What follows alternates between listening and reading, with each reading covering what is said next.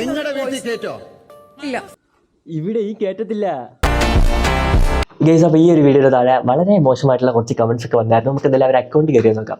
Paid service മാത്രം, night service ഇല്ല. അപ്പോൾ പരിപാടി മണിയടിയും അതേപോലെ കോലുകളിയുമാണ് കുണ്ടാന്ന് വിളിച്ചത്. ഈ ഒരു മണി ഞാൻ കുറച്ച് നാൾ യൂസ് ചെയ്തിരുന്നെന്ന് പറഞ്ഞിട്ട് എനിക്ക് അടിക്കാൻ പറ്റാതിരിക്കണമെന്നില്ല. അങ്ങനെ ഇപ്പോൾ അടിക്കാൻ പറ്റാതാവണമെങ്കിൽ ഇതിൻ്റെ അകത്തൊരു മണിയുണ്ട്, അതെടുത്ത് കളയണം. ഒരു മണിയെടുത്ത് കളയാത്തടത്തോളം കാലം കുണ്ടൻ നീ തന്നെയാണ്. മിസ്റ്റർ സ്നിഹാര, ആ സാധനം എടുത്ത് മടക്കി നിൻ്റെ ബാക്കിലോട്ട് തന്നെ കുത്തിയും കയറ്റിയാൽ മതി, ആവശ്യം വരും. ഇതിനിടയ്ക്ക് കുറച്ച് മാമാർ വന്ന് കമൻറ്റ് ചെയ്തു. മാമാരെന്ന് വെച്ചാൽ ഒറിജിനൽ മാമാർ.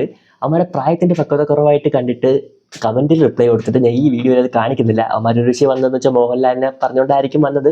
ഞാൻ മോഹൻലാൽ എന്ന് പറഞ്ഞ ആക്ടറിനെ പറഞ്ഞതല്ല. പിന്നെ മോഹൻലാൽ ഒരു ബ്രില്യൻ്റ് ആയിട്ടുള്ള ആക്ടറാണ്. ഒരു ഷോയിൽ വന്നിട്ട് വേണമെങ്കിൽ പൂക്കിയായിട്ട് അഭിനയിക്കും. മോഹൻലാൽ കേരളത്തിലോട്ട് ഇറങ്ങിയെങ്കിൽ അഭിനയിക്കും. അത് മനസ്സിലാത്തവന്മാർ അതുകൊണ്ട് ഇൻഫ്ലുവൻസ് ആവും.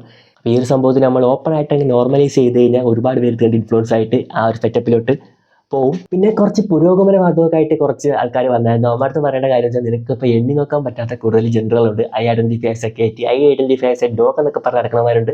നാളെയൊക്കെ നിൻ്റെ മക്കൾ വന്നിട്ട് ഞാനൊരു പട്ടിയാണ് പൂച്ചയെന്നൊക്കെ പറഞ്ഞ് എന്ത് ചെയ്യും, നീയൊക്കെ ലീഷിട്ട് വീട്ടിൽ പിടിച്ച് കെട്ടിയിടും.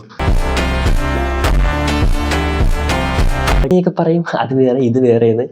ഇത് വേറെയും അത് വേറെയും തന്നെ ആയിരുന്നു. ഇതൊക്കെ നോർമലൈസ് ചെയ്തപ്പോഴാണ് അതുവേ ഇതറേ ആയത്. കമൻറ്റുകൾക്ക് മാത്രം അതേപോലുള്ള റിപ്ലൈ പ്രതീക്ഷിച്ചാൽ മതി. ഇതിപ്പോൾ കുറച്ച് മാന്യത കൂടിപ്പോയെന്ന് എനിക്ക് തോന്നി. എന്തായാലും ബൈ ബൈ.